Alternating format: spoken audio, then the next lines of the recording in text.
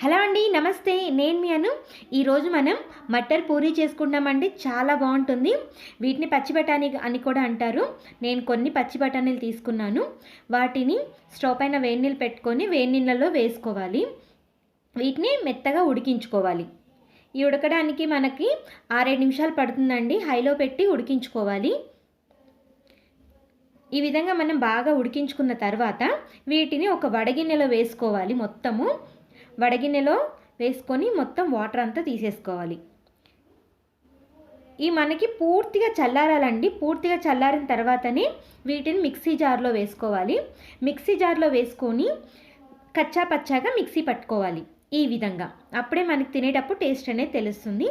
ఇది పక్కన పెట్టేసుకొని స్టవ్ పైన ఆయిల్ పెట్టుకుందాం. ఆయిల్ వేడయ్యేలోపు ఇంకో స్టవ్ పైన ఇంకో ప్యాన్ పెట్టుకొని అందులో కొద్దిగా నెయ్యి కానీ నూనె కానీ ఏదైనా వేసుకొని అందులో మనం కొద్దిగా జీలకర్ర వేసుకోవాలి. తర్వాత మనం ఆల్రెడీ రెడీ చేసి పెట్టుకున్నాం కదండి, దాన్ని కూడా ఆ పేస్ట్ని కూడా వేసేసుకోవాలి. ఈ విధంగా వేసుకొని హైలో పెట్టుకోవాలండి. హైలో పెట్టుకొని ఒక 3 నిమిషాల పాటు చక్కగా కలపెట్టుకోవాలి. దీంట్లో తగినంత ఉప్పు, తగినంత కారం వేసుకోవాలి. నేను ఈ రెండే వేస్తున్నానండి. మీరు కావాలంటే గరం మసాలా కూడా వేసుకోవచ్చు. నెక్స్ట్ ఇందులో కొద్దిగా నిమ్మకాయ పిండుకోవాలండి. నిమ్మకాయ పిండుకున్న తర్వాత 1 నిమిషం పాటు కలబెట్టుకున్నట్లయితే మనకి రెడీ అయిపోతుంది. రెడీ అయిన తర్వాత ఇది పక్కన పెట్టేసుకొని పూరీ పిండి కలిపి పెట్టుకున్నానండి ఆల్రెడీ. ఇలా ఉండలుగా చేసుకొని పూరీలు చేసుకోవాలి. పూరీలు చేసుకున్న తర్వాత ఇందులో మనం రెడీ చేసి పెట్టుకున్న బటర్ పేస్ట్ని కూడా పెట్టేసుకోవాలి. ఈ బటర్ పేస్ట్ని పెట్టుకున్న తర్వాత ఈ విధంగా ఫోల్డ్ చేసుకోవాలి. ఫోల్డ్ చేసుకొని నిదానంగా పూరీలు ఒత్తుకోండి.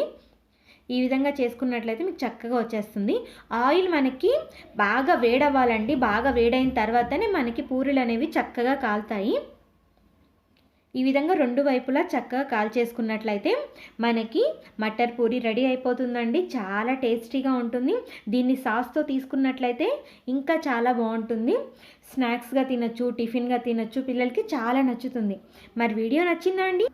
నచ్చినట్లయితే తప్పకుండా సబ్స్క్రైబ్ చేసుకొని మీకు వీడియో ఎలా అనిపించిందో కామెంట్ చేసి లైక్ చేయండి.